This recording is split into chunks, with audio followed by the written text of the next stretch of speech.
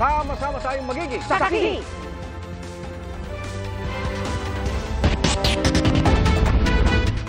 Bago sa saksi, isang rescue boat ang tumaob sa gitna ng rescue operations sa Barangay Santo Niño sa Marikina City.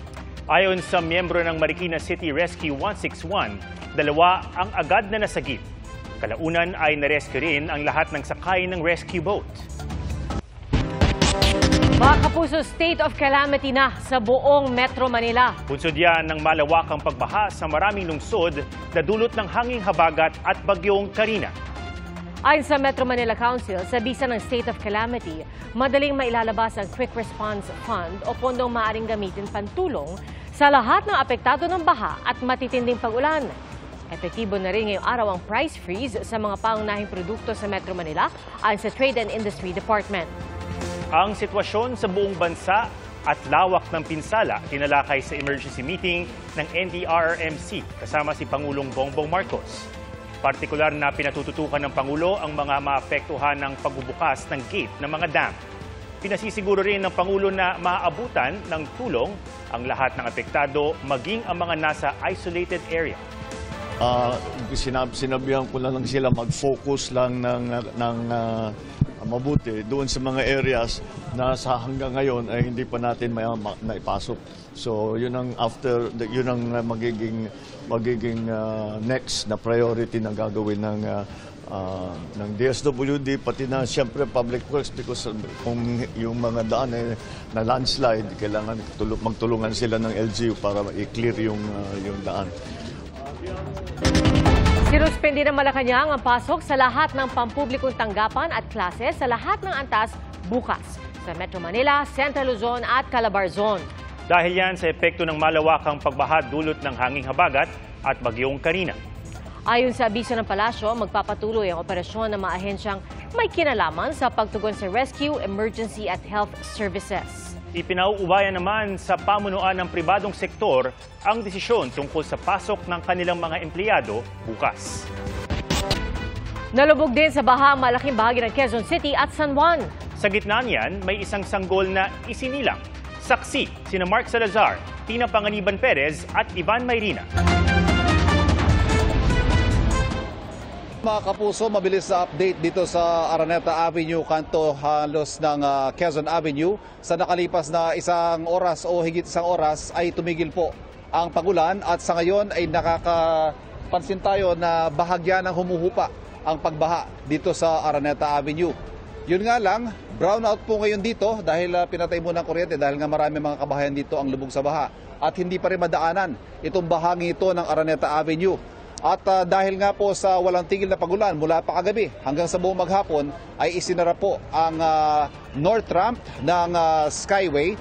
Tulad ng ito medyo madilim na dito, hindi na natin maipakita pero sarado pa rin po ang north ramp ng Skyway. At ayon sa mga residenteng nakausap natin, kahit yung mga dekada na naninirahan dito, sinasabi nila na isa marahil ito sa pinakamatinding pagbahang nakita nila dito sa kanilang lugar sa Araneta Avenue. At alam mo naman tayo, Atom, itong mga pagbaha ay sinusukat natin sa parte ng ating mga katawan. Abot tuhod, abot lewang, abot leeg.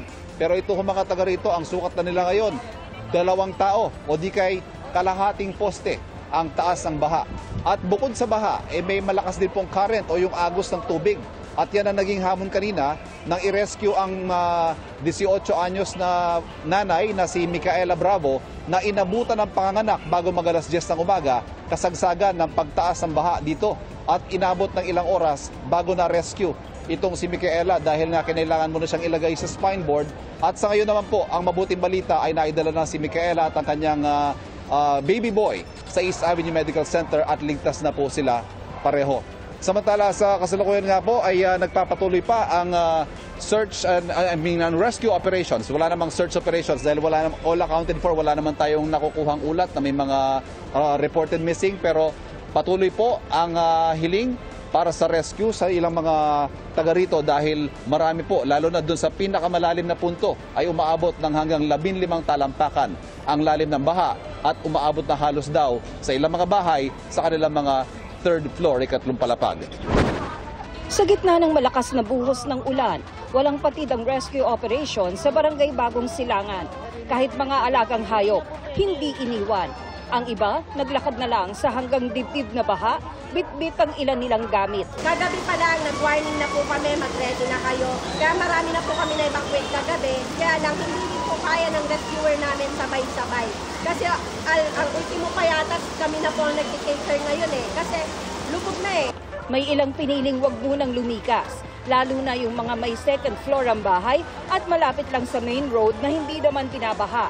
Malapit lang sa main road itong mga magkakaanak na ito, kaya ngayon pa lang sila humingi ng tulong mula sa mga rescuer. Hinintayin nila na umabot hanggang ganyan kalalim yung tubig dito para siguro ay unahing i-secure yung kanilang mga gamit sa kanilang bahay. Malapit lang naman yung main road dito, ilang hakbang lang, kaya hindi rin naman daw nalagay sa panganib ang mga ni-rescue ito. Ma'am, ba't ngayon lang kayo nagpa-rescue? Hindi po, doon kami kasi mga gamit namin tinaas namin. Monitor po kami rito, may mga tao po, para pag tumaas, any moment, pwede po kunin. Maraming kalsada rin sa Quezon City ang binaha, gaya ng ilang bahagi ng Mindanao Avenue.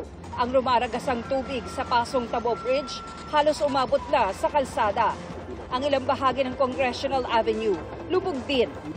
Ginawa namang swimming pool ng ilang kabataan ang isang bahagi ng Luzon Avenue na nalubog din sa baha. Di nila alintana ang mga sasakyang nangahas tawirin ang tubig. Bandang tanghali naging malawakan na ang rescue operation sa San Juan City nang umabot ang baha sa puntong delikado na kahit sa mga residenteng sanay na sa baha. Sa barangay San Perfecto, unang inilikas sa mga bata, babae at mga may edad.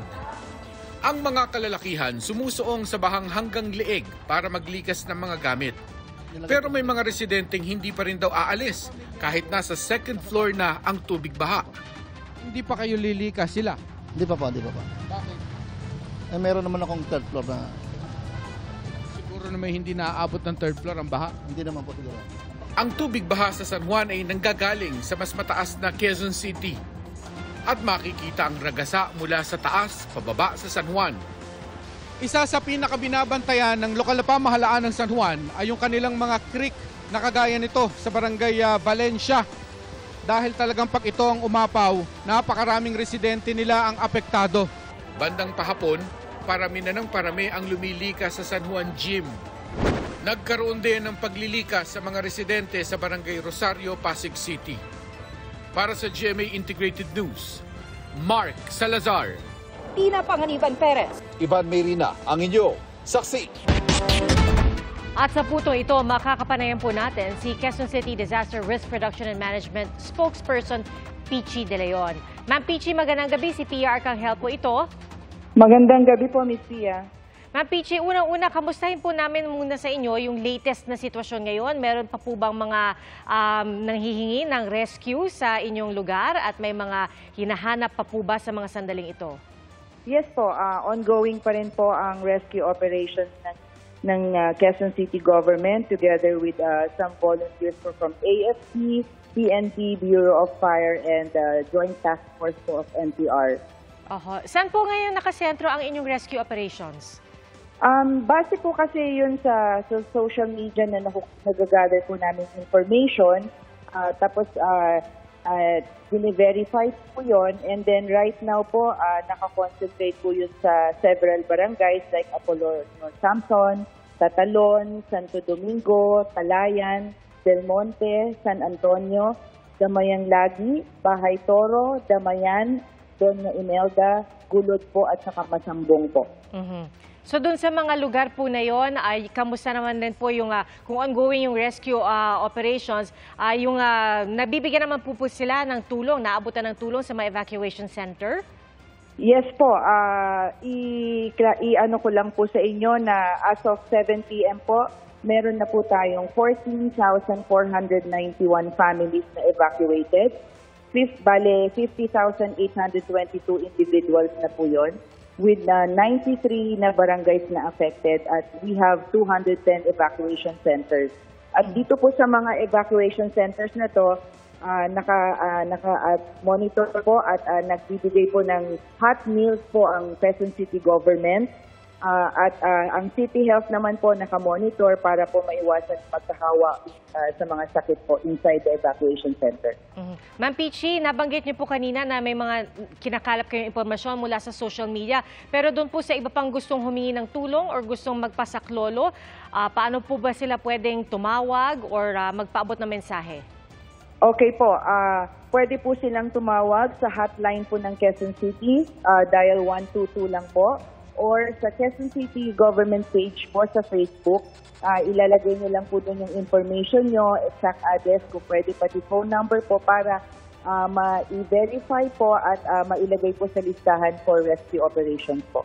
At sa ngayon po, Ma'am Peachy, wala naman pong balakid sa inyong rescue operations dahil syempre po, gabi na po ngayon. Wala naman pong report, medyo matatagalan lang po siguro ng konti dahil na syempre yung ibang kalsada na patungo doon sa na-verify na rescue area or rescue na dapat ma-rescue, medyo mataas pa po yung tubig. So, hintay-hintay lang po yung mga nahihingi ng tulong at gagawin po ang lahat ng makakaya po ng Quezon City Government sa pamumuno po ng ating Mayor Joy Belmonte para po ma-rescue po silang lahat. At hindi po kami titigil para ma-rescue sila. Maraming salamat po, Ma'am Peachy De Leon, spokesperson ng Quezon City DRRMO. Kaugnay naman sa lagay ng mga ilog at dam, makakapanayam natin si Pag-asa hydrologist Richard Orendain. Magandang gabi, Ginoong Orendain. Yes, magandang gabi Sir Atom at sa ating mga taga-subaybay, magandang gabi. Sir, ano-ano po bang mga dam ang nagpakawala ng tubig ngayong araw at ano yung mga lugar na apektado nito kung sakali? Yes, kaninang alas 11 ng umaga, ito pong Ipo Dam ay nagbukas ng 3 gate. Pero sa kasalukuyan, nagbawas na po sila. Isang gate na lang, isang radial gate ang nakabukas sa ngayon. As of 10 p.m., ang total spill ng Ipo Dam is 61.10 cubic meter per second. And yung nilalabas nitong tubig from spillway ay dumadaan po ito sa Angat River. And yung affected area nito is yung municipality of Norsagaray, Angat, San Rafael, Bustos, Baliwag, Pulilan, Plaridel, and Hagonoy. So pinag-iingat natin at ang ating mga kababayan na nakatira dyan malapit sa ilog na kung po pwede magsilikas muna dahil nga po sa rumaragas ang tubig galing po sa Ipo Dam. Samantala, kaninang alas 11 rin ng umaga, nagbukas din ng gate itong Binga Dam. Pero sa kasalukuyan, kaninang alas 3, isinara din po ito dahil nga po medyo mahina na yung mga pagulan within the watershed ng Binga Dam. And ito po yung pangatlo, itong Lamesa Dam. Kaninang alas 6 ng umaga, nag-umpisa na po itong umapaw. Umabot na po ito sa 80.16 na water level elevation. Kaya most likely yung mga affected area dito, downstream po ng Lamesa Dam ay simula sa Quezon City. Ito pong Fairview, Forest Hills Subdivision, Quirino Highway, Barangay Capri, Goodwill Homes, Santa Quiteria, and Barangay San Bartolome. Pagdating naman sa Valenzuela, ito po yung Barangay Ligon, North Expressway, and La Huerta Subdivision. And then diretso po ng Malabon, mag-exit po yung tubig dito po sa Manila Bay. So, yun po, yung sa ngayon binabantayan natin dahil nga po yung Lamesa Dam sa ngayon is 80.17 yung elevation niya kaninang alas 10 ng gabi. So, ibig sabihin, umaapaw po siya ng 2 sentimetro. So, katumbas po yan ng umaabot ng 1.14 cubic meter per second na dumadaloy po sa Tulyahan River. Okay. Sir Richard, bukod po dito sa Lamesa Dam na inyong nabanggit, ano pa po yung mga dam na malapit na sa spilling level or critical na po yung antas ng tubig na posibleng magpakawala ng tubig sa mga susunod na araw kung magpatuloy pa yung pag-ulan? Actually, sa ngayon, nasa recovery period yung mga dams natin, yung mga ibang dams except for Ipo, Binga, and Lamesa. So the rest nasa recovery period siya, medyo malayo pa po siya sa spilling level sa ngayon. Like for example, dito sa Angat Dam, kailangan niya pa rin ng at least 29.4 meters para umabot po siya sa spilling level. So napakalayo po ng mas malaki pa po yung pangangailangan ng Angat Dam. The same with Magat Dam, 14.42 meters pa rin ang kailangan niya para umabot siya doon sa normal high water level or yung spilling level na 190 meters. So safe po ngayon yung ibang mga dams natin except yung Ipo, Binga and La Mesa Dam. Yung Angat Dam naman, Sir Richard, wala pa rin po sa spilling level? Wala pa po. Medyo malayo pa po siya. Kailangan niya po ng at least 29.4 meters elevation para ma-reach niya yung normal high water level na 210 meters pa. Alright. Maraming salamat po, Pag-asa hydrologist Richard Orendain. Maraming salamat din po at magandang gabi po. Lumakas pa nga po bilang super typhoon ang bagyong Karina habang tinutumbok ang Taiwan. Nasa loob pa ng Philippine Area of Responsibility ang bagyo na inaasang hihina ulit saka posibleng lumabas ng PAR bukas. Sa kabila nito ay patuloy pa rin palalakasin ng bagyong Karina ang habagat na magdadala pa rin ng matitinding ulan sa kanlurang bahagi ng Luzon hanggang Biyernes. Base sa datos ng Metro Weather, malaking bahagi ng Luzon ang uulanin kaya maghanda sa banta ng baha o landslide. May mga pag-ulan din sa ilang bahagi ng Panay at Negros Island, pati na sa ilang lugar sa Caraga at Davao Region. Posible ring maulit ang mga pag-ulan sa Metro Manila. Mga kapuso, sama-sama tayong maging saksi. Mag-subscribe sa GMA Integrated News sa YouTube at para sa mga kapuso abroad, samahan niyo kami sa GMA Pinoy TV at sa www.gmanews.tv.